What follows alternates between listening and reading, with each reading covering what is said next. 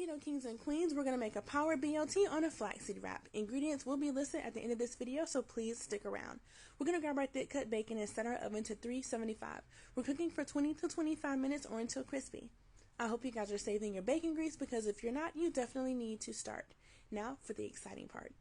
We're going to bring our water to a boil. Once that water begins to boil, we're then going to add in our seasonings of choice and our flaxseed meal. Immediately begin to stir.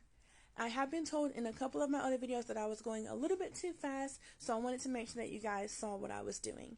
You're not going to stop stirring until this dough ball forms. It's only going to take about 1 to 2 minutes. Don't worry about it being sticky at first. It's going to unstick from this pan as it forms, and you'll know when to remove it from the heat.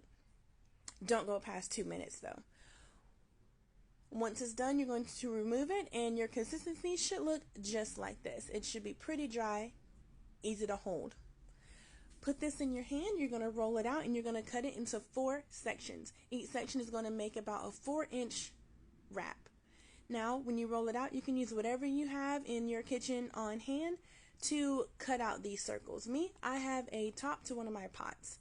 You're then going to flip this over into your saucepan on medium-high heat, and you're going to cook on each side for about 1 to 2 minutes. Any longer than that, then you're going to end up with some flaxseed chips. You'll know when it's done and when it's ready to take out of the pan when it starts to get brown and crispy. You're going to take it off, and you're going to go ahead and do that to all 4. Then you can begin to add whatever you want to this wrap. It's flexible, it'll hold pretty much anything, and whatever you love, go ahead and throw it in this wrap, and I promise you, you're not going to regret it.